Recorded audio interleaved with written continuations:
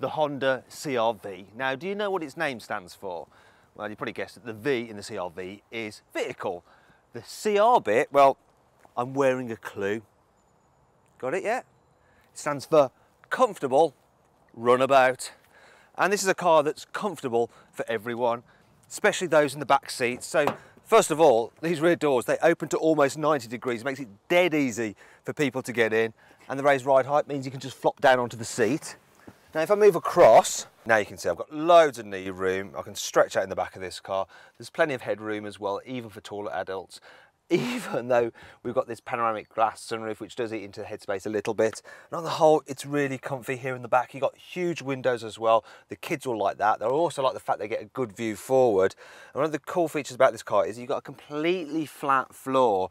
And while this middle seat is raised up slightly, it's still quite comfortable. And because the car's really quite wide, this is one of the very best cars in its class for carrying 3 people, even adults, in the back at once. And there's various bits to add to the practicality. So you've got some cup holders there in the armrest, and even the door bins at the back can take a 1.5 litre bottle. Now I'm going to take that with me into the front to show you there could be spaces up there. But before I move into the front, I should point out that the quality of the materials here in the back are just as good as in the front of the vehicle, which is unusual in this class of car, but that is reflected in this CR-V's price. You see, this Honda CR-V is a little bit more expensive than its main rivals. It starts from £23,000, but there are deals to be done. And if you click up there on the banner, you can go to carwow.co.uk to see what deal you can get on a Honda CR-V. Now, it could be space in the front, right? They are pretty good. So once again, the bottle fits in there. We've got extra cubbies there, under here. And, well, the glove box, it's not the biggest, but it's fine. One of the things that I do like about this car, especially, is the design. I think the interior design is very interesting, and once again, the quality of the materials, yeah, they pass the carwow flick test, which is very important, of course. This particular car we got here is the range-topping EX, and it's got all-wheel drive, and it costs £35,000, which, quite frankly, is a little bit too much. But you can save some cash and go for the SE because it has all the equipment you really need on it, such as a reversing camera and climate control. The SE also gets the Honda Connect infotainment system, and you can upgrade it to have Navi. Now, if I'm brutally honest about this system, yeah, it might be based on Android, but it's nowhere near as easy as my phone to use. In fact, I find it one of the most confusing systems on the market. So yeah, if you want to see our full review of it, just click up there on the banner to watch an in-depth video review of this infotainment system. Now, you don't buy this car anyway for its infotainment system. You buy it for its practicality, and I cannot complain because this Honda CR-V, it has one of the very biggest boots in this class. This one's got the annoying automated tailgate, so if you just bear with us for a moment. Right, we can carry on with the review now.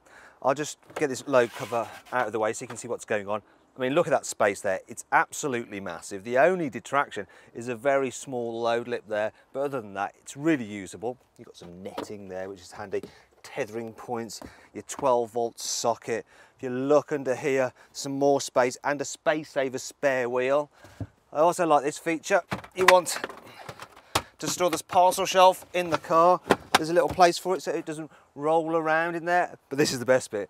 Watch this, to fold down the seats, you can do it from here, and it's all fully automated. You can do it from the back doors as well if you want to. And then you've got an absolutely massive load bay. I mean, look at the size of this car. It's absolutely ginormous. And you can see just how much stuff you can fit in the boot of this car by clicking up there to watch our in-depth practicality video. You'll also be able to see just how easy it is to fit a baby seat in this car and what it's like with 3 adults in the back.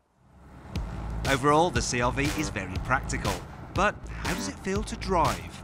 Well, first thing you notice is that this car, oh yes, it's a little bit on the roly-poly side through the corners, and the steering as well, it's kind of very light. It doesn't feel like this is connected to the front wheels, but the light steering does mean that the car is very easy to manoeuvre in town, and that soft suspension which makes the car roll a bit means that over bumps, speed humps especially, and potholes, you don't notice them. So that's really good when you're driving in the city. Another thing about this car is that, well, it's on the whole pretty quiet to travel in at speed. It's very comfy, the seats are nice. The only thing you do get is a bit of wind whistle whipped up by those massive, massive door mirrors. Now, if you're going to go for a CR-V, I suggest you avoid the petrol engine because it's just a bit too noisy when you rev it. Don't get the lower powered diesel, it's only 120 horsepower and it's just a bit too slow for this big car. This is the 160 horsepower version and it's got enough punch. It's actually a pretty good engine. This engine works really well with the optional 9-speed automatic gearbox, which is very nice to use. It's quick to respond and very smooth. And look, it even gets paddles, which, yeah, you can use to change gear, but you'll never, ever, ever actually use.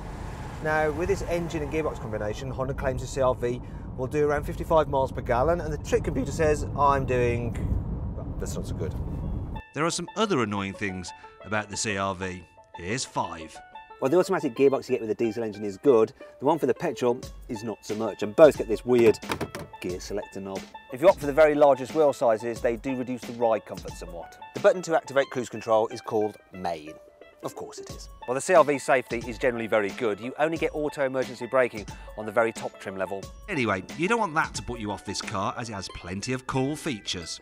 There's lots of connectivity and charging points for your mobile devices, plus you get these handy cutaways so that you don't snag your cable. I just love the way the panoramic sunroof blinds open like cinema curtains. If you configure out the infotainment system, you can actually download various apps for the car from the Honda App Centre. The cup holder divider system means you can do a cheeky 3-way.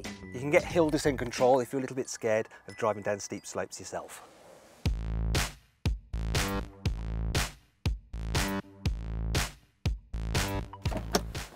So then, overall, what do I think of the Honda CR-V? Well, its infotainment system is a bit of a pig to use, and the engine choice is limited, but the car is very comfy and super practical. Now, if you click up there, you can get more information and find out the best deal you can get on a Honda CR-V at carwow.co.uk. Thanks for watching. If you enjoyed this video, please like it, share it and subscribe to our channel. And if you click over there, you can watch detailed practicality, infotainment and 360-degree passenger drive video for the Honda CR-V. Now, did you spot the Easter egg in this video, right? It was the E-Honda character from Street Fighter 2 hidden under the car's central armrest.